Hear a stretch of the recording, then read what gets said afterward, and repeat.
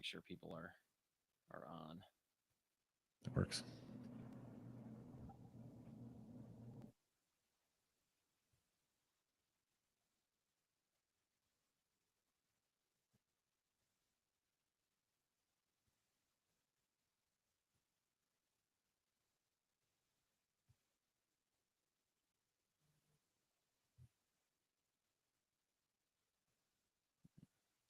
It says it's pre-live, so it is technically 2 minutes early. Okay. I open it up on my phone.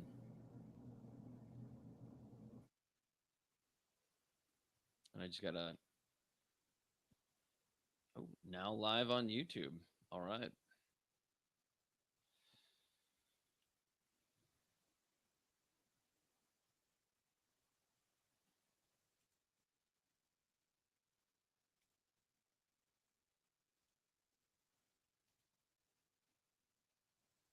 Here we go.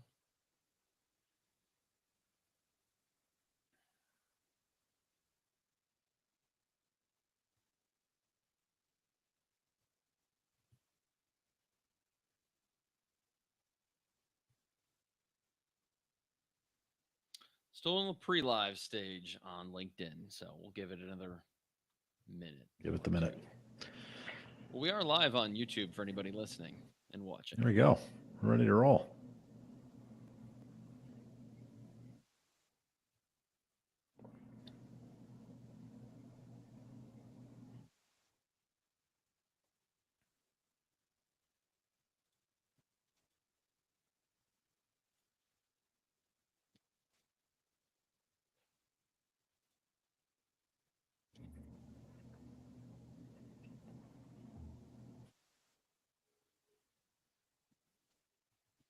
All right, let's check to see if we're live on LinkedIn yet.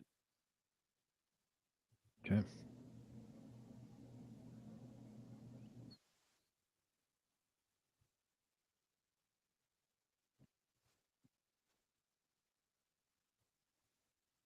Just says waiting for the host to start. Yeah. Let me double check something in another window. Never claimed to be an expert on going live on LinkedIn.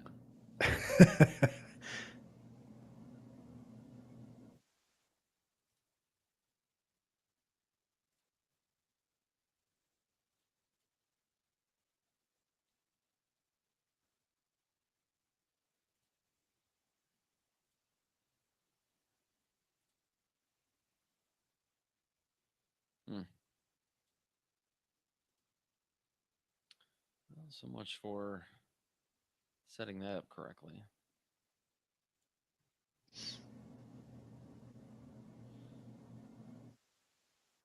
You want to drop and just go over to LinkedIn? There's no way to go. It's there's no live button on LinkedIn, so I'm gonna have to see what I did wrong here, if anything.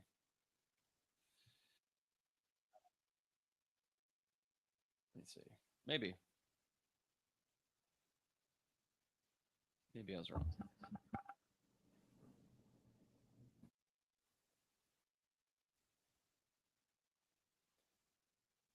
Looks like we're live on LinkedIn, Dustin. All right. A little bit of a delay. I'm gonna go back, share my screen. All the Welcome, everybody.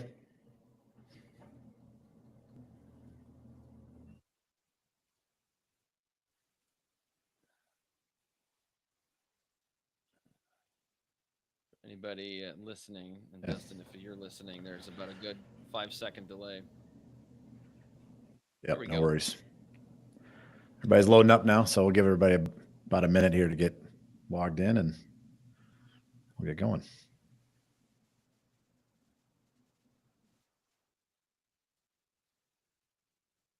Nine people online, Dustin. Maybe we should just jump right in. I mean, that works. For those that are on time, let's get rocking. All right. Well, thank you everybody for joining us today. Excited to have you here as we talk about creating a culture of hustle without burnout. And So as we're using LinkedIn Live, feel free to share comments, ask questions along the way. But we'll jump right in, and excited to be here. I think one of the things that gets both Chris and I really jacked up about this is we're really passionate about making hustle contagious and allowing it to spread into different businesses and organizations, including our own. So it's exciting to be here just to share a little bit about what we've learned and what we've seen to be helpful as you kind of create a culture of hustle without creating burnout. So as we kick off today, first, just who are we, right? So who are these guys? What are we talking about? So I'll introduce myself, and then Chris, you can take it. So I'm Dustin McClone. I am the president and CEO of McClone Insurance. We are a insurance broker risk management firm located throughout Wisconsin and work with national, international clients. We're in the top 1% of our industry. And throughout the talk today, I'll share a little bit about just our growth story and how this hustle culture has really helped that organization grow quickly. But do a variety of things: entrepreneur, speaker, husband, father. Chris and I co-founded Hustle Leaders and the Hustle Nation podcast. So, really trying to do lots of different things, but ultimately it comes back to people, culture, growth-oriented organizations is really my passion. So, Chris, you want to introduce yourself? Absolutely. So I've been in marketing for a little over 20 years, and for me, it's a blend of entrepreneurship and marketing. I've been an entrepreneur for a little over 10 years, and now soon to be two-time published author as well. As co-founder of Hustle Leaders and Hustle Nation podcast, it's been an amazing journey. But to get this far, what's really interesting for me on my journey is I've learned so much of what works and what doesn't by testing it on my businesses and within my business. And that is a big part of how we've been able to create this framework that actually works, because it's worked for me, it's worked for McClone, and we are very excited to bring this to you because we feel like this is so practical and so easy that if nothing else, if you take a couple of things away from this workshop today, I think you'll be better for it. So thanks for joining. You bet. So as we kick off, one of the questions that I'd have you all ponder is just a few questions. First and foremost, number one is basically, do you feel that you hustle? And just to think about what does that mean, and do you hustle? And then translate that into what about your team? In your organization, do you feel like your organization hustles, your team hustles? And then really the third question I'd have you think, and feel free to, chat it in the comments. What are words that come to mind when you think of the word hustle?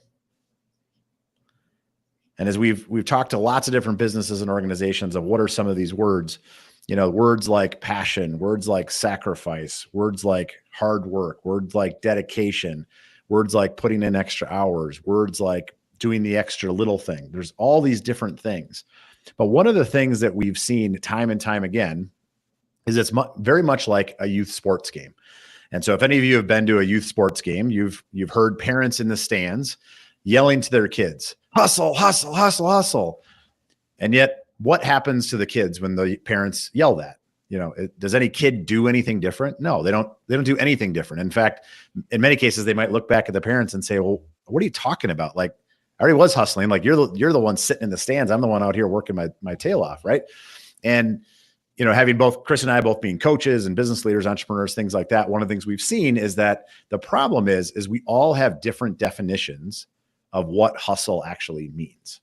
And because we all have different definitions, it's not until you really define what is hustle, what are the behaviors that actually are hustle, that kids or adults are able to understand, okay, this is the actual behaviors that are hustle. And so it's not until you teach the kids, it's sprinting down the floor, it's diving for the ball, that's actually the things that are hustle. And so, we basically took a look at that. And that really, in some ways, was kind of the formation of what hustle is today. So before we get too far in, Chris, you want to flip to the next slide?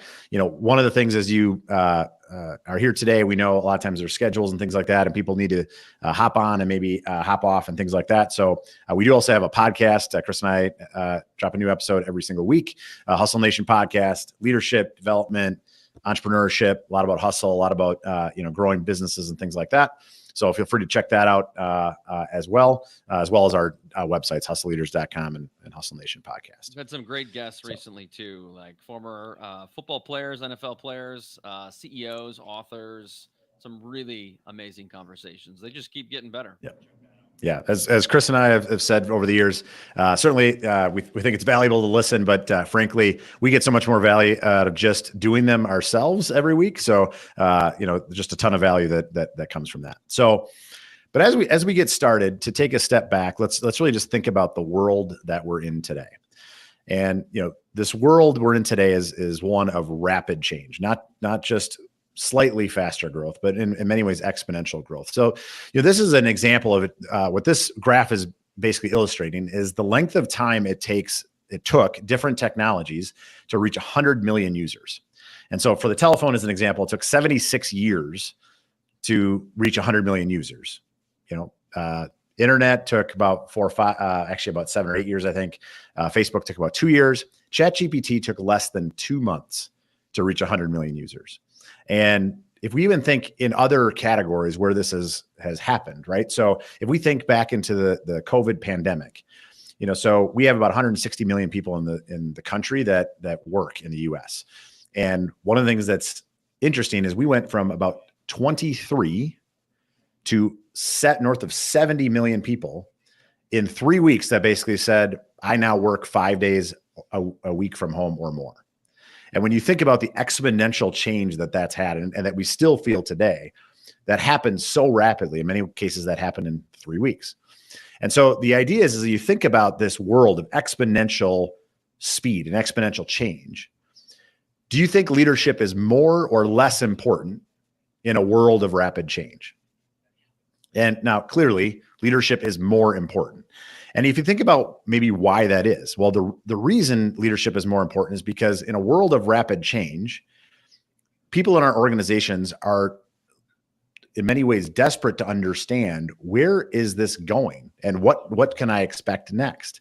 And because they're scared. And so, like, as an example, I'm sure everyone on this call in the last 30, 60, 90 days has had some discussion with people in your lives around AI.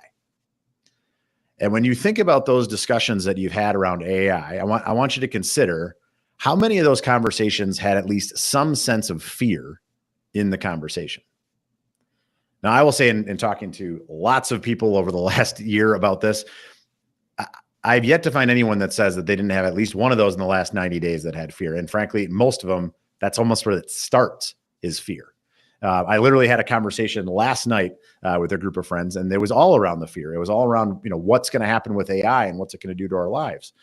And the reality is that's a small microcosm of the example of how valuable leadership is, because people are scared. People are wondering because it is the fear of the unknown.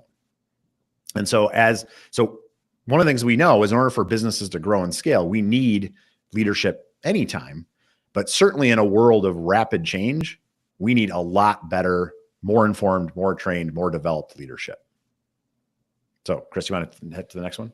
So as we look at what is the impact of leadership, and so if we acknowledge that leadership is more important today, well, then how are we doing on a leadership perspective? And so what's interesting is these are a few stats that really talk about the different impacts we're having in leadership. So first is 2 out of 10. So if you think about what this 2 out of 10 is this is basically the effectiveness of leadership today. So 2 out of 10 leaders are deemed effective by the people that follow them, or at least are supposed to follow them, right?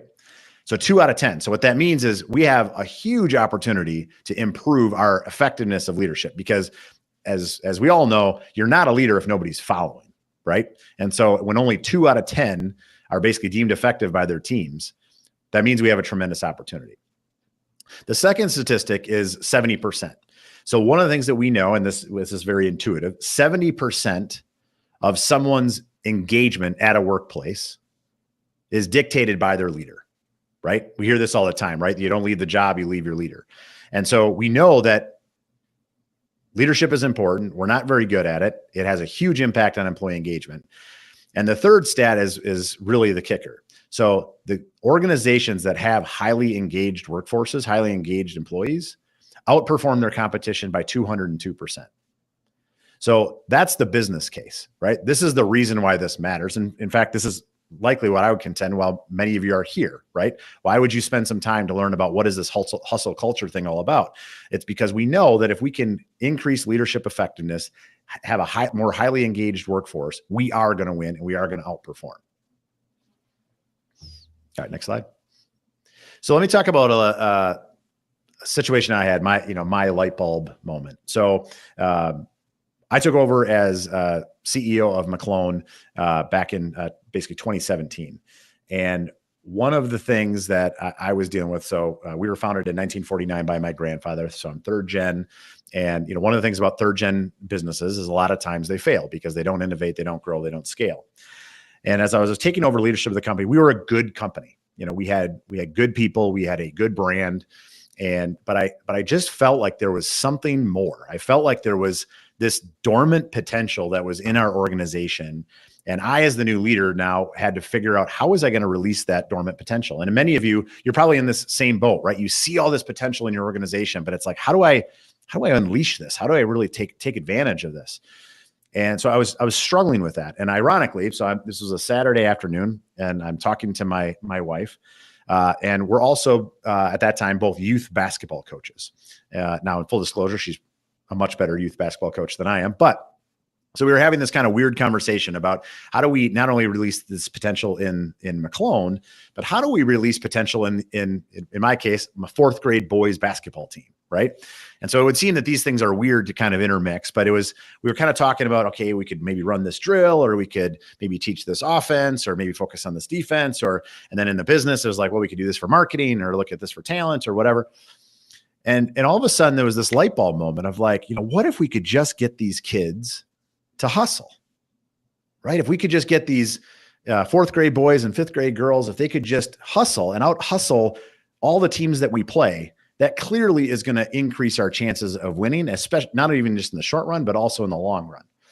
And so we started talking about that. And this all of a sudden, this moment was, well, wait a second. What if we did that in the business too? What would that look like? And what you started to realize was that really was the thing. And it's hard to argue that an organization that out hustles all of its competition isn't going to do better. If you look at the old, Avis marketing commercial, right? It was the "We Try Harder," right? Like that was their entire marketing campaign was basically like, we're not the biggest, but we're going to just try harder than everyone else. And they grew exponentially because of it, right? Now, whether that's Avis today or not, you can leave that to your own imagination. But the idea being is we do believe that a hustle team or a hustle culture, whether that be in business or sports or life, we believe that you can win at a higher pace. So this is a picture of me and my son. This was our first tournament in third grade. It's kind of amazing to look at him now. He's almost as tall as me, at least he claims he is. But what's interesting is I look at this photo. When I was starting to take on youth coaching and coaching my son's hoops team, really I had a very specific approach. I thought, I was going to teach these kids how to be, young men and great people and better basketball players. And I was going to impart all this wisdom onto them that was going to make their lives have more success and have all, growth and victory and all those sorts of things.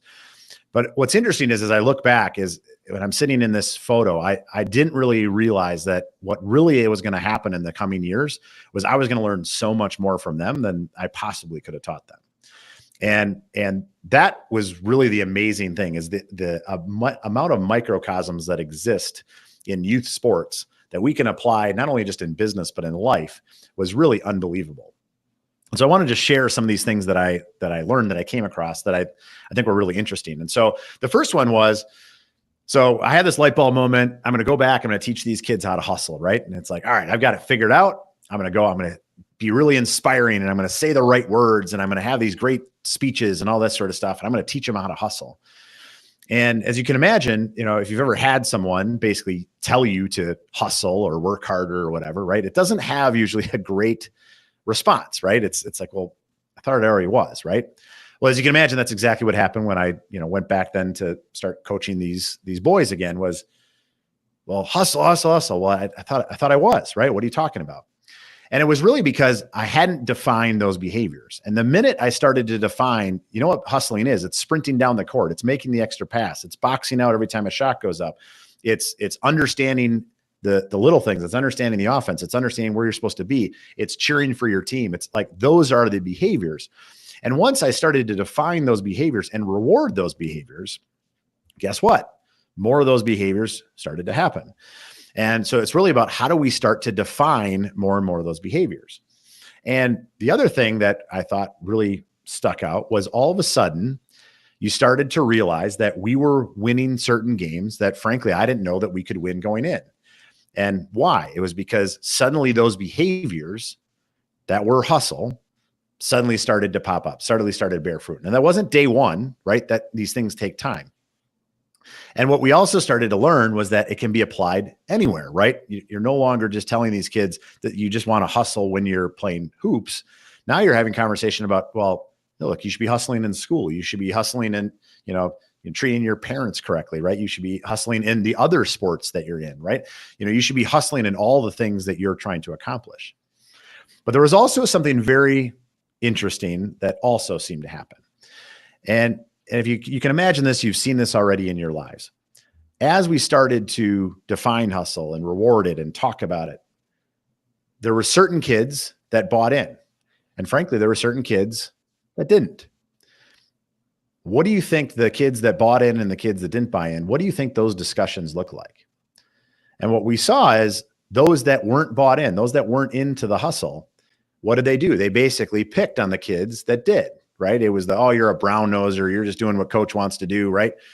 And we see that in life, right? Like the minute someone tries to be an outlier by really trying to stick their neck out and really try to achieve, they tend to stick out and people tend to want to go after them, right? Whether that be on social media, whether that be even unintentionally, right? It's like, well, why are you doing that? Right? That seems like such an outlier. And it's as leaders, how do we recognize when that's happening and say, look, just because they're an outlier doesn't mean there's anything wrong with that, right? Good for them for sticking their neck out. One of the examples that I often go to, right? It's like, it's this social norm, right? So if you go into a room of people and you basically ask everyone to say, all right, I want you to raise your hand. It's amazing. I've done this tons of times now in front of groups of people. Raise your hand as high as you can. It's the simplest request in the world. Now raise it a little bit higher. Well, guess what? Everybody, 100% of the people can raise it a little bit higher. And eventually you'll have people standing on tables and chairs and all that sort of stuff. And the reality is it's like, well, why didn't you do it the first time? And the reason being is because we're programmed cognitively to not be outliers. We're supposed to be quote unquote normal. And this is often what holds organizations back and individuals back because, well, I don't want to be the outlier. When in reality, what we know is the outliers is ultimately what drives success.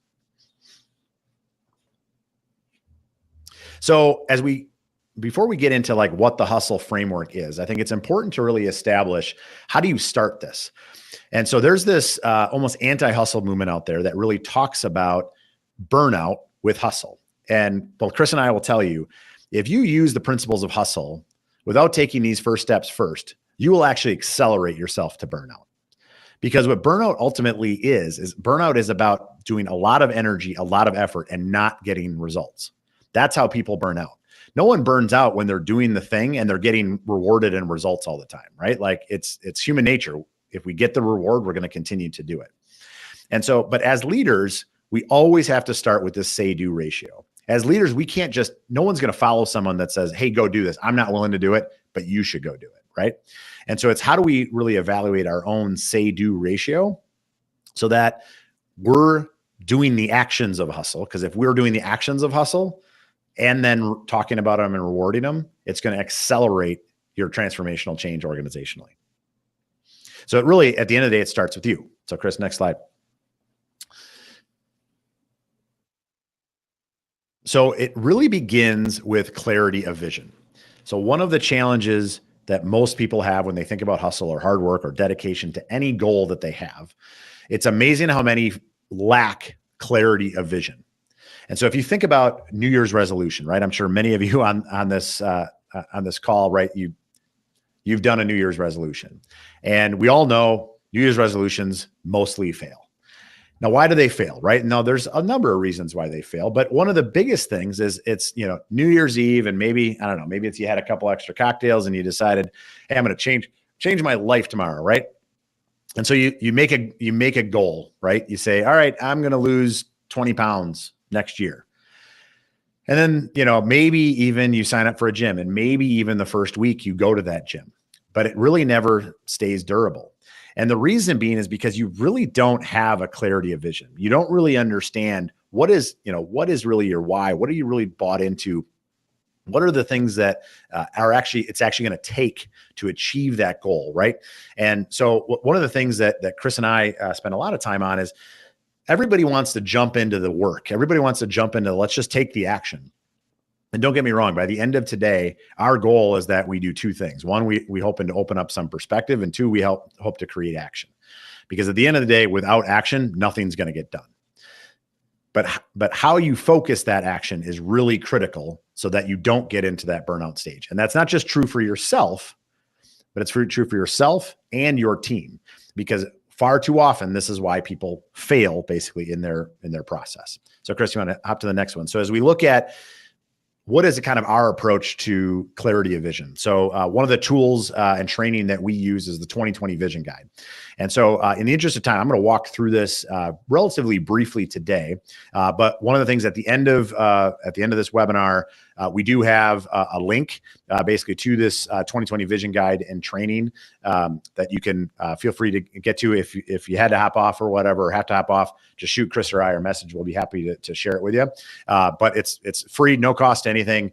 Frankly, we've just seen it work so well that we just want to get it out to people, because I think it's in many ways almost kind of a cheat code to really accelerate your results. But so I just want to spend a few minutes just kind of explaining what the heck is this and why is it so effective. And so ultimately what this 2020 Vision Guide is it's a tool that has been built from, in many ways, Chris and I's own pain, also working and training lots of different leaders and organizations around the country and the world for that matter. But also, frankly, taking a lot of insight from leaders and consultants and coaches that we've had over our decades of experience, right? And it's about how do we kind of layer this in.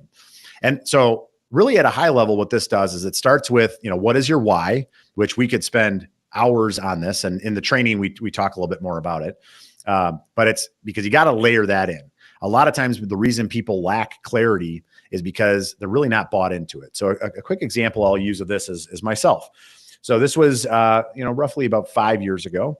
And at that point, look, newly took over CEO. We're in hyper growth mode at McClone. I'm trying to do lots of different things from a career perspective. And I'm there having a conversation on the couch with my wife, basically having like what I'll call a pity party about my health, and basically saying, all right, here's the deal. I gotta change something. I gotta lose some weight. I gotta do this. And she looks at me, frankly, only the way maybe a spouse can, and says, that's a great point. But let me just be real with you. Just give it up now, because you're not going to do it. It's not a priority for you. It's not really what is driving you. The minute it takes a priority over absolutely anything else, whether it be the business, whether it be me, whether it be the kids, whether it be the community, whether it be whatever, the minute it takes priority to that, you'll do it. But at this point, it's not a priority for you. So stop beating yourself up about it. Now that seems crazy, right? And I'm not, advocating that like you shouldn't care about your health. But like for myself, as an example, my personal why is very clear. Now, it's taken me many years to figure this out, but my personal why is I want to be a dedicated husband, a present father, a successful business person, and a community leader that lifts other people up and achieves their best potential, in that order. And so that's my why. Now you'll notice it wasn't be a triathlon runner or a triathlon athlete, right? That's how good I am apparently at it. So that wasn't part of it. Now, that doesn't mean health isn't important to me, but health is just important to me in the realm of achieving those other things for my why. And so clearly I can't achieve those things if I'm dead, or I can't move around, or I can't communicate, right? And so those are the things that really drive my why. And so I think a lot of times people skip over this because they think it's too fluffy or whatever. But I'll tell you that this is a really good starting point. But then it's basically taking steps, and we break it down step by step. I will tell you the training is about maybe 30 to 40 minutes. If you do this really well in like all 5 categories of your life, it should probably take you maybe a couple hours. But what we see a lot of people do is they take kind of one category of their life, they break this down step by step. I'll tell you, both Chris and I do this at least once a year, if not twice a year, for ourselves. And every time you do it, you gain more clarity, right? And it almost becomes fun because, or it does become fun, I should say, because it becomes almost like a game. So what you basically walk through, you then kind of define what you want to be, then you define your SMART goals. Now, here's the thing. At this point, many of you are probably thinking like, okay, this isn't really revolutionary. I already do all this stuff. This is a New Year's resolution. I lay out a goal and be fine. What's interesting is we've seen by people that complete this, you're over 1,000 times more likely once you complete this to achieve your goal. And so we talked through that in the training, because it really starts with defining your goal. This is where most people end. So as an example, a lot of people might even do a SMART goal. They'll say, I'm going to lose 20 pounds by the end of March. And so I'm going to lose 20 pounds by the end of March, starting today. Okay. That could be a SMART goal. That's great. But why do people fail? And it's usually because of several of the next steps. Number one, they don't define their behavior. So what is the behavior you actually need to do to achieve that? And that seems so commonsensical, but that's usually where people fall down. And so we need to define, well, what is the behavior? Well, I mean, we kind of know it. I probably need to eat differently, and I probably need to move more. Okay. What's more specific? Well, I just need to show up to the gym 5 days a week, because if I do that, I'm probably more likely to eat better. Or maybe it's, I just need to cook more meals at home, or, you need to define what that behavior is, but define what that behavior is. This is literally where most people, this is a 10x opportunity. If you take your goal, write it down, that's a 10x opportunity. If you then define the behavior, that's another 10x opportunity to increase your chances of achieving the goal, which makes sense. From there, let's talk about barriers. Let's talk about reasons that maybe we can't do that behavior, right? And then really tie that back to our why. And so, again, in the interest of time, I'm not going to go into a ton of detail on this, but again, just go to the link that we'll share here at the end. All the training's there, forms there for you at no cost, so you can take it and run. So moving on so now we have this clarity of vision, and why is this important? And so the CT, you can go to the next slide. So the CTFAR model is really about understanding how our brains dictate, right? So when we create clarity, it's amazing.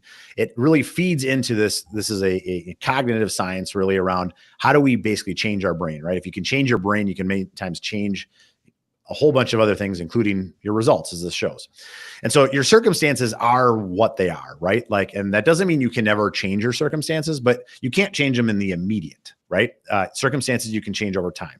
And what that means is maybe you have, maybe you're in a season of life, maybe you have young kids, maybe you have a health condition, maybe you have just a lot of pressures in life, right?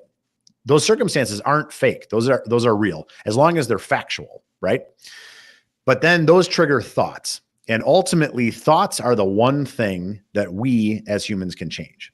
So as an example, if you've ever heard this, I want you to all not think of an elephant. Well, the reality is you all just thought of an elephant. And the reason being is because our brains can't go off of that. We can't not think about something that we're thinking about. And so there's different ways that basically you can train your brain to change your thoughts. If you change your thoughts, those change your feelings scientifically. If you have different feelings, if you're more on fire and energized, clearly your actions can be different. And then if your actions are different, obviously that leads to different results, which eventually goes all the way back to the top and can actually change your circumstances. And so we share that because having this clarity vision allows you to start to actually have clarity, have more focus, so that you actually can start to begin to change those thoughts to make this more sustainable. And so this is often why people fall off the wagon, right? Because they don't really get this deep. They're not really thinking through these different actions that allow them to take sustainable change. So Chris, you want to next slide? So this is clarity of vision. This is about our kind of training our brain. But now as we get into the hustle framework, I want you to just kind of set the stage of really what this is. And so, we've talked about this now for a while. It's really around building this recipe. And so Chris has used this in a variety of different things. And if you look at, go to the web, Google, and search chili recipes, right? There's gonna be thousands of chili recipes that are gonna be out there, and they're all gonna have all sorts of stuff. We won't get into the debate of noodles, no noodles. We just know that starts fights even in families. So we're gonna stay away from that. But what we know is that at some point, it's not chili, right? But there still can be different types of chili, and you might like it with a little more of this, a little bit of that, and that's great. And so as we talk about this framework, this isn't about that you have to do absolutely every piece of it. But there is a few elements that if you don't take it on, it's just not hustle. And that doesn't mean you're wrong. It just means it's not, in our minds, it's not hustle. It's not going to really lead to the change that you might be looking for. And so we'll kind of talk through this framework with kind of this mindset of a recipe of, what are the things that they're kind of required in order for it to be chili. And then what are some things that you can choose? You can do a little bit more of this, a little bit less of this. But what it allows you to do is allows you to have this true north of really successful people before us. So there's not a whole lot that we're going to share in this framework that you're going to say, like, I've never heard of this before. But one of the things that we know is we as humans, we lie to ourselves, and not intentionally, but we end up lying to ourselves. And so because of that, having this framework allows you to come back to it and even challenge your own thinking, which allows you to get back on track faster. I've shared this story as we were building out this framework with different trainings and videos and things like that we were putting out. I actually was watching some of our videos back, in some cases, my own voice, and all of a sudden listening to it and be like, wait a second, am I even doing that? Am I doing that right now? Right. And that's healthy, right? Because we all fall into different ruts and challenges throughout our lives and in seasons of life and things like that. And so it allows you to kind of put flags in the ground to say, these are things that I'm committed to, that I'm going to move forward with. So next slide, Chris. So this is the HUSTLE framework.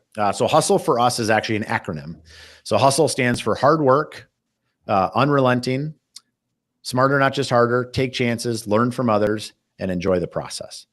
And so we'll walk through each one of these, but each one of these frameworks, there's stuff behind it that we've learned that allows you to, again, challenge yourself, evaluate yourself, because ultimately what you do is what others will emulate. But it also allows you this coaching platform to allow it to be contagious in your organization. Because one of the things that we've seen with HUSTLE that is so cool, it is absolutely contagious. It spreads like wildfire, right? And you know this to be true in life, right? If you see someone else hustling or being an outlier or accomplishing something, that encourages you to want to do more of it. And so that ultimately is what this framework is about, is it not only allowing you to do it, but allowing you to allow it to spread in your organization so you can truly create that culture. All right, Chris, next slide. So the first one is hard work. So one of the things that's interesting about hard work is it's many ways like hustle. We all have slightly different definitions of what hard work is. And so what we've seen as we've kind of dug into this is there's really three categories that feed into what is hard work. It's putting the hours in, your pace of play, and prioritizing the right efforts. So I want to just talk a little bit about these, because the H in hustle is one of these things. If you don't have it, it's not hustle, right? Like nothing worthwhile in life ever was accomplished without hard work. But what does that even mean? And so the first one is put the hours in. And so what we know is, this number can change in all sorts of things, but depending on what you're trying to achieve, at some point, you just have to put time in. Like in today's world, everyone's talking about, well, I want to be efficient and I want to do this, more effectively. And don't get me wrong, we talk a lot about that, but it starts with sometimes you just have to put in the time, right? You can be the most efficient person in the world, but if you only spend 10 minutes a week on it, you're probably not going to do anything with it, even if it's, something relatively small. So like as an example of this, and we also lie to ourselves as humans about this. So let me give you an example. So, in the US, there's this, call it a badge of honor, right? To be an outlier. If I work 60 plus hours a week, it's hard for someone to say like, look, you work 60 plus hours a week, day in and day out, week in and week out at your job, that you're not really committed and trying to achieve high things, right? And so what's interesting is I want you to think about this. So what percentage of people in America do you think say that they work 60 plus hours a week? And so as we've studied this, it's actually 34% of people say that they work 60 plus hours a week. In reality, what percentage do you think actually do? It's actually 3.8%. So 3.8% do, 34% say they do. Now, is that just because we're liars? Like, why does that happen? And the reason being is because, frankly, what we've seen is nobody does the math, because we just lie to ourselves. Chris and I were coaching an individual, had this conversation, which I thought was pretty funny. So we're talking to this individual. He's talking about all the things he wants to achieve, and he's cranking it at work. We're like, all right, how many hours do you put in? He's like, oh man, I work 60 plus hours a week. We're like, wow, okay, so you're really cranking it. That's really cool. So let's just talk about what your week looks like. He's like, great. So he's like, so early morning, I have some family commitments. So I get in about 8 o'clock. Then I work really hard all day long, right? So I work till 6 o'clock. I'm barely, I'm barely stopping any day. So it's 8 to 6 hard. And okay, what happens after that? Well, then I go home and then I have more family commitments. So I really kind of shut her down. Okay, great. That's Monday to Friday. What about the weekends? Oh, I work every day on the weekends, right? So every Saturday morning I wake up, I get a quick 2 hours in before everybody else wakes up. And then on Sunday night, I get another 2 hours in, before, once everybody goes to bed. Like, great. Okay. So you get about 4 hours in the weekend. So any of you math majors out there, think about how many hours just that added up to be, right? It was 54 hours. So this guy literally had just told us, I work 60 plus hours every week. And then when he mathed it out, just verbally even, it wasn't even 60 hours. And so the idea is this is in many ways a gut check for ourselves, but also for other people, right? Is at some point, are you just putting the time in? Think about it, exercise could be the same thing, right? Take out 60 hours a week, right? At some point, you just need to go exercise, right? And that takes time. Now, you can take varying times of what it is. The second thing is pace of play, right? This is, okay, I can show up, but if I'm not doing anything when I'm showing up, well, that's my pace of play is not fast enough, right? And some people have lower paces of play, and so they need to put more time in. That's okay. There's not a right or wrong and different. And then, of course, you got to prioritize the effort, which again, we could spend time on each one of these things extensively, and we do in the academy. But prioritizing the effort, like what are we actually spending our time on, and what are the ways we can kind of evaluate that? So, Chris, you want to hit the next slide? So one of the promises we made is we want to be action orientated. So this is the easiest possible way that you can inject 2 parts of this into yourself and into your own team. It's the easiest thing in the world to do. First one is basically putting into action the hard work. Just ask your team. You can do it for yourself as well. Ask your team on a scale of 1 to 10, how would you rank yourself on these 3 categories? And, again, if it's for their job, right? So do you feel like you're putting the hours in? What do you feel your pace of play is? Are you prioritizing the right things? And here's the amazing thing about this as leader. This is why this is such an easy tool to do. It doesn't matter what they score. It's irrelevant. What it does is it creates a conversation, because you as a leader may have a different perspective of whether they're putting the hours in, their pace of play, and whether they're prioritizing the right things. And it allows them to versus, can you imagine as a leader just being like, you know what, can you just work harder? Right? Imagine how that comes off, right? If you've ever had a leader like that, it doesn't go very well. And so this is the simplest and easy way. Feel free to reach out to Chris and I if you have further questions on it. But this has been one of the easiest cheat codes to really inject this into your organization.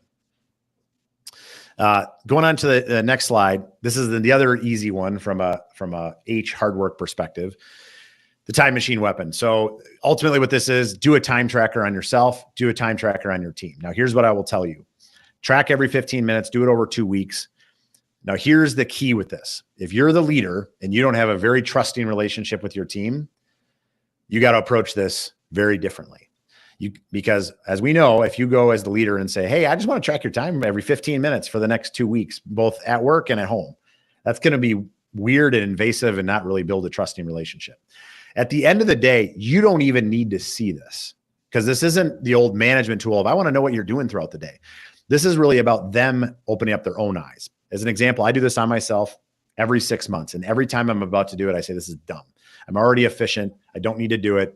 I got this figured out. I kind of already know where I'm spending my time. And every single time I do it, I find something like, I can't believe I'm spending time on that. Or I can't believe, I guess I'm really not putting much time into that. I thought this was a focus, but it's really not. Chris, next slide. So then as we dig into the next one, unrelenting, right? So we have the H. Unrelenting is the other part of hustle that you really can't give up. And so in the interest of time, we're gonna not spend a lot of time in each of these categories, but in the unrelenting piece, there's basically 3 things that we've seen. Are you showing commitment? Are you showing persistence? And are you showing prioritization in your life? So the last prioritization was your effort, right? Are you doing the right things? But this is more that do I even really care about this? Because really the number one reason people reach burnout and failure is because they give up. And the reason they give up is often because they don't have that clarity of vision, and perhaps they haven't even put the time in that they need to. And so this unrelenting piece is about training individuals' brains and processes so that they can get really clear about, okay, where am I in this? Because we see so often that people give up right on the precipice of success. And so how do we coach people to not just give up when they're right on the cusp? Because again, in life, you don't know where the finish line is. And so a lot of times people give up just a little bit too soon. Okay, next, Chris. And so the next 4 are ultimately the cheat codes. Now, what's exciting about these are, this is really where we start to get into the recipe piece. And so I'm going to, as I talk through each one of these are ones that you can take or leave, but ultimately those that are achieving the most success, they nail all of these. So this is smarter, not just harder. Take chances, learn from others, and enjoy the process. So Chris, next slide. So as we look at smarter, not just harder, the key thing here is a lot of times people hear the saying, right? I want to work smarter, not harder, right? And so there's always this question of like, why do you have the just in there? Well, the idea there is the most successful people don't work smarter so that they don't need to work hard, right? Now, they might work smarter so that they can work hard on something else, right? And that could be they double down on their career goals. It could be that they double down on their relationship goals. It could be that they double down on their health, right? But they're not working smarter so they can just sit around and not achieve their goals. And it's really about how am I constantly looking at my time? And so there's, lots of stuff around here, right? You can spend hours on this as well. But some, key things, 80-20 in your focus, right? Like what are the 20% of things that are really going to impact my life goals and all my different categories? Do I have an organizational process? A lot of times people are just not naturally organized. And so to really think through, you're doing all this rework. How can I be more intelligent about doing something once, bringing it to completion? The you do you part, this is about, we all have our strengths, but we also have our weaknesses. How do you complement yourself to really balance that? Of course, goal setting, creating space, deep work, all these different things. Chris, next slide. So the next one is take chances, right? So nothing good ever happened without, taking chances, right? And this is really about learning from failures, right? Like a lot of times people get really hung up on, I don't want to fail. I don't want to fail. At the end of the day, take chances. And if you learn from them, even when they don't quite go your way, more often than not, you're better positioned to achieve the next time. And maybe it's just you failed because you didn't achieve it in time, but that doesn't mean you're not going to achieve it, right? And really about this idea of taking these micro bets, and that at the end of the day, nothing freaking good ever comes from comfort zones. As Chris and I, when Chris a year and a half ago basically posed to me, hey, I think we're going to do a podcast, right? Like that was one of those things I was like, man, I don't know, I'm not really sure. Like that's get me out of my comfort zone, right? And at the end of the day, when you trigger that, it's like, look, it is out of my comfort zone. Maybe that's exactly why we should do it, because that's going to allow me to grow and challenge and get better in other things because I'm getting outside of my comfort zone. And that's where real growth happens. So as we move on to learn from others, right? So, who is this? Ted Lasso, right? So many things we can learn from Ted Lasso, right? But in today's world, obviously you're here for this exact reason, right? We have more opportunity to learn from each other than we ever have in history. Certainly Chris and I have done this ourselves. Number one, network, right? Learn, reach out to people. A lot of times people are hesitant to reach out to people. As Chris and I have continued to grow, like the podcast and Hustle Leaders and our own businesses and things like that, so much of it comes from, the networks and relationships that you build. Coaches and mentors. It's amazing to me how many people don't have their own coaches and mentors right now. Like Chris and I both have them. Obviously, Hustle Leaders, that's also what it does, right? Is it provides coaches and mentors and really to change those cultures and organizations. But the third thing I think is almost the most important. And this is, if you watch Ted Lasso, this is the, be curious, not judgmental, right? The Walt Whitman quote. And the reason is that's really the key behavior. Because if you are curious, you are going to be more likely to network. You are going to be more likely to talk to coaches and mentors and learn from other people. Because this is ultimately the quickest way for you to learn new things, challenge yourself. In many ways, you are who you surround yourself with, right? And so this is a key part of hustle. And as we go into the last piece of hustle, this is about enjoying the process. And at the end of the day, Chris has talked about this, and I think it's perfectly said.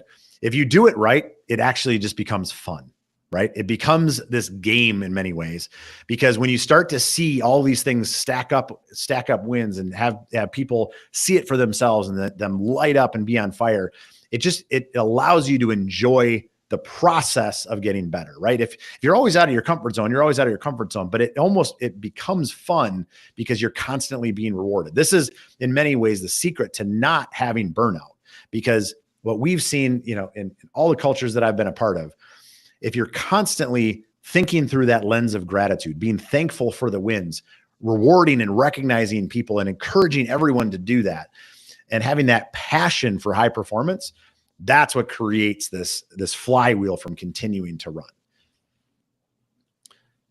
The next slide, Chris. So as we look at kind of where do we go from here, first of all, I guess I'll ask, are there any questions for anyone that's out? And then we can kind of wrap up. We'll talk about basically where to go from here, some basically different next steps. We'll also give the 2020 Vision Guide links, ways for you to connect with Chris and I as well. So no questions in the chat as of yet, but feel free to throw them in there. So in the interest of time, we'll go to the next slide, but certainly as questions come up, we'll answer them. As always, you can reach out to us as well. So basically, here's some different ways you can engage with us. Both Chris and I are very active on LinkedIn. Feel free to link up with us. We'd love to hear from you. Tell us what you think. Tell us what we can do better. We're always looking to get better. We have a link to our podcast as well that we mentioned before. Super excited about it. We're always kind of pinching ourselves with the cool guests we have. And then that last one is for the 2020 Vision Guide. So just follow that link, and then you'll get basically access to the 2020 guide itself, the training as well as is inside there. And feel free to share that with anybody, right? That's in many ways, we used to include that in all of our corporate engagements, charge thousands of dollars for people to get access to it. And one of the things we found is it was frankly it was so powerful. We just thought, let's just get this out there. So, happy to share with anybody, share with your friends, family, et cetera. But, ultimately, I just want to thank everybody for being here. We're, super excited to have it. As I said in the beginning, Chris and I are really the most passionate about really just making hustle contagious and spreading it in so many organizations around the world. So, appreciate the time. If you have any follow-up questions, don't ever hesitate to reach out with us. But, Chris, any final thoughts? No, I think you nailed it. It's, a lot of times this is just a lot easier than you think. But to me, this is just my perspective. When I think of hustle, I think of, are you stuck in the hamster wheel? Have you been there? Do you feel like, like you said, Dustin, you raised your hand, but you could raise it a lot higher? Well, don't feel bad. A lot of people are in that position. We've all been there, including myself, including you. And the big thing that I think about that's helped me is two things. One, I always thought that I needed to improve or change. But a lot of times, if you've been stuck here for a long time, it's not change, because change is only going to get you from A to B and maybe sometime B to C. What you need is a transformation. And that's really what we do. That's what we offer. That's what this is all about. And then the other thing is that where it starts, I think, is the vision. That's what I've taught. That's what I've helped my clients with. Even going back to marketing, it is, what is it that you want this calendar year? What do you want this quarter? Because if you don't know what it is you truly want or need, could be maybe what your family needs, how do you know how to get there? So what are the actions that you need to do to get there? And that's why we end up falling in the hamster wheel. We're doing the wrong shit. We're doing the wrong stuff, picking the low hanging fruit. So many thoughts, but you hit on all of them there. And I think some of this stuff means different things to different people, but hopefully everyone tuned in today found some value. Thank you for being here. Still question free in the chat, which is pretty uncommon, but you know how to connect with us on LinkedIn. Certainly the podcast is a great resource. It's a great resource for us to learn every single day from all the great guests we get to talk to. And don't hesitate to reach out down the road. If you want access to other downloads, to the podcast, questions, whatever, we're an open book. We're here for you. Sounds good. All right. We can hang out, or we can wrap it up. Let's wrap it up. All right. Well, thank you, everybody. Appreciate you joining us. Feel free to reach out and have a great day. Thanks for tuning in. We appreciate you.